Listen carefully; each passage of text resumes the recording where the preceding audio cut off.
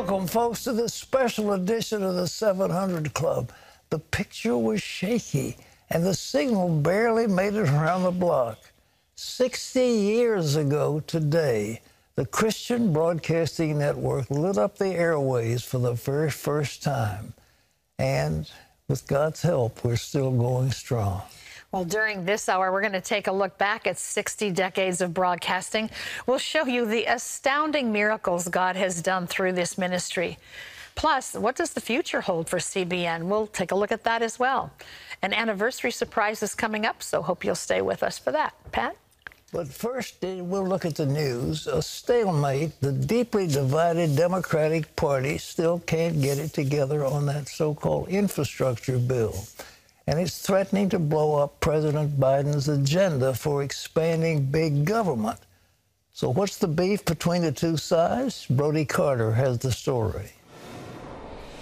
Despite days of negotiations, the divided Democrats in the House still could not reach an agreement on their spending plans. So they postponed their vote on the bipartisan infrastructure bill yet again. We will not be able to vote for the infrastructure bill until the reconciliation bill has passed. House Speaker Nancy Pelosi delayed a vote for the $1 trillion bipartisan infrastructure bill.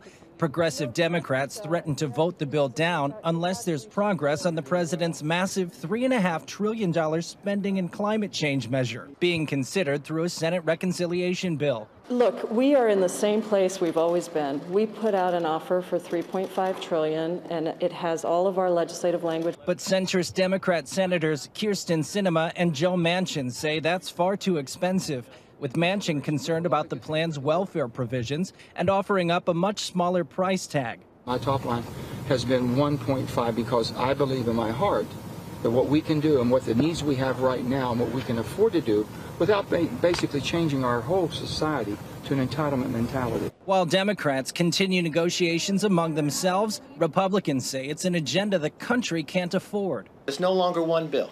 It's reconciliation with infrastructure. That's not something we want.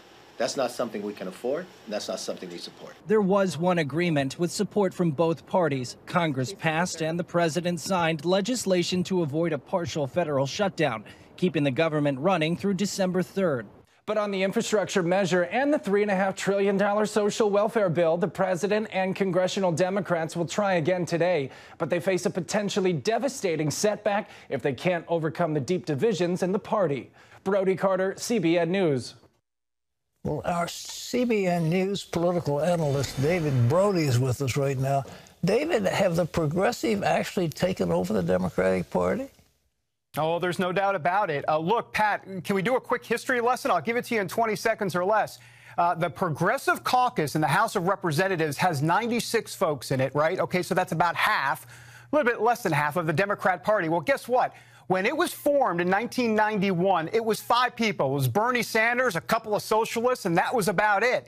Now, 96. So when they stick together as a progressive voting bloc, they are more than a force to be reckoned with. They are, in essence, a big part, if not the majority part, of the Democratic Party. And so that's been the rub all along. And you've got the AOCs and the Ilhan Omars, and you can just go down the list. It's, you know, we always talk about the squad. Let's step back for a second. This is a progressive party that has grown so much over the last, what is it? I'm going to have to do the calculation, about 30 years or so. Well, they want to put socialism into America. Are they going to be able to pass that, do you think? Well, look, this is social engineering. There's no doubt about it. That's what they want to do. And look, don't take my word for it. Just listen to what they're saying. That's exactly what they want to do. Now, having said that, even though there was a setback on Thursday, there most likely will be a vote on Friday. The question then becomes, what's that vote going to look like if it even happens? I've got to be honest with you, Pat. I got to tell you, I think the Democrats are going to get something done here.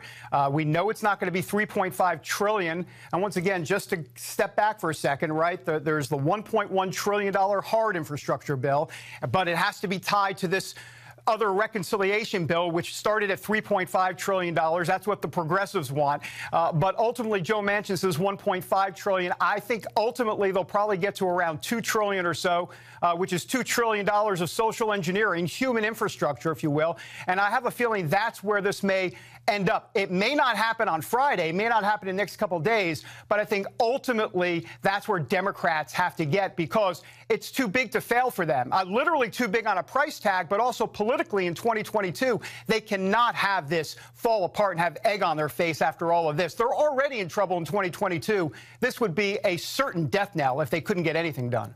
David, they've lied about the fact the thing is paid for. It's not paid for at all. It's going to be higher taxes. It'll be more regulation. It will kill the economy, and it will destroy America. I mean, what's the deal? Well, that's exactly right, Pat. And let's remember the hard infrastructure bill. Everybody's like, oh, we all need bridges and roads. OK, well, hold on for a second. It's only 10% of the bill.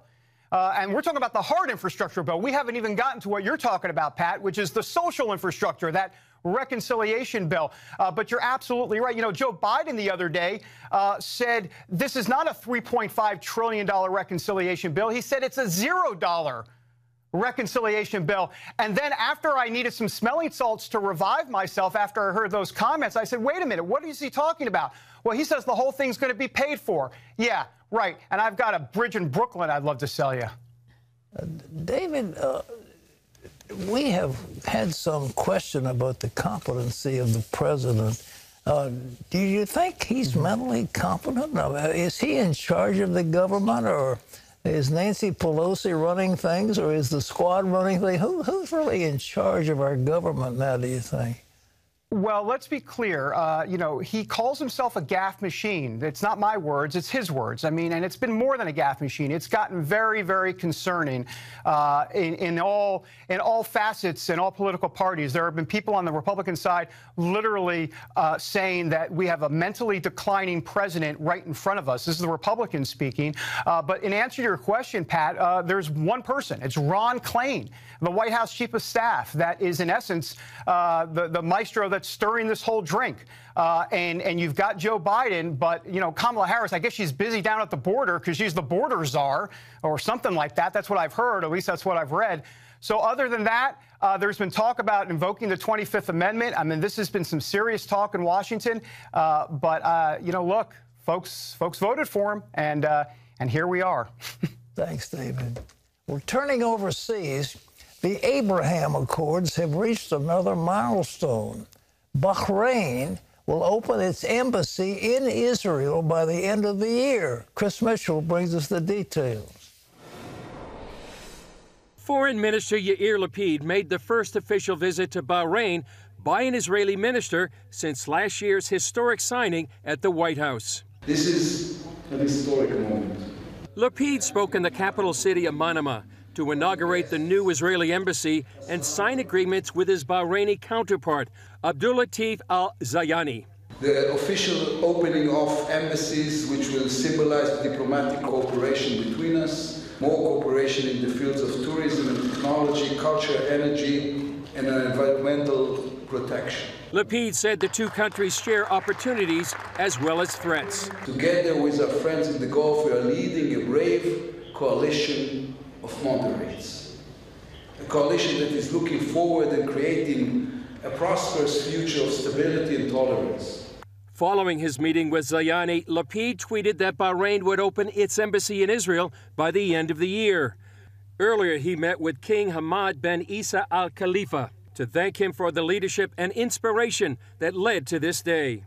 He also met with Crown Prince and Prime Minister Sheikh Salman bin Hamad Al Khalifa. Prominent Bahraini journalist and author Adia Ahmed Al-Sayed says even though both countries face Iran as a common threat, that's not what brings them together. What brought us together is that we are a community. This is a Middle East. Embracing each other, coming together, having relations also enables you to fight a common enemy. We don't need wars in the region. We need to fight ideologies. After Lapid's landing in Manama, a Gulf Air flight departed for Tel Aviv, initiating direct flights between the countries. Greeted with a water salute, the pilot was As-Sayed's husband. I think the feelings I have is not because he's my family and my partner, my husband, but it's the feeling of any Bahraini who wanted to be on that flight today, because this is how warm relations start. Chris is with us now from Jerusalem. Chris, what do you think is the future of the Abraham Accords under the Biden administration? Well, Pat, I think it looks like it's going to survive. Actually, probably despite the Biden administration, they are officially for it. They say that they really are behind it, but they may not give it a lot of tailwind right now. But yet, Pat, besides that, it seems to have a lot of momentum on its own. You could say the peace train has left the station. You have diplomacy. You have embassies being dedicated. You have these air routes being established. More than $1 billion right now in business deals, and it's growing. For example, right now, an Expo 2021 is going on right now in Abu Dhabi, and Israel is participating in that, actually a big part of that. But of course, Pat, you know, the Gulf states and Israel, they face a common enemy, and the enemy is Iran, and that's part of the glue keeping the Abraham Accords together and moving forward. Chris, you know, today's our 60th anniversary of broadcasting, and you've been in Israel for 21 years. What are the most important changes that you've seen in your time there?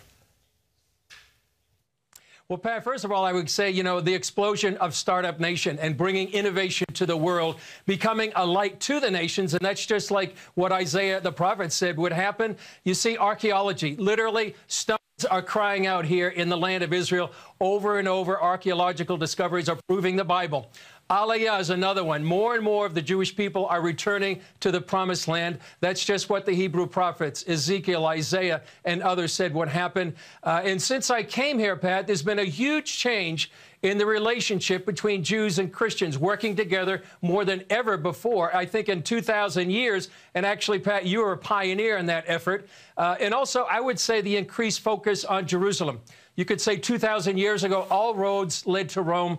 2,000 years later, all roads are leading here to Jerusalem, just like the prophet Zechariah said. And also, Pat, you see a dividing line over Israel and the Jewish people. You can see it in the U.S. Congress. And right now, nations are lining up either be with Israel or against it. And you know, Pat, I would say that your vow back in 1974, right behind me on the Mount of Olives, and to always stand with Israel was so important.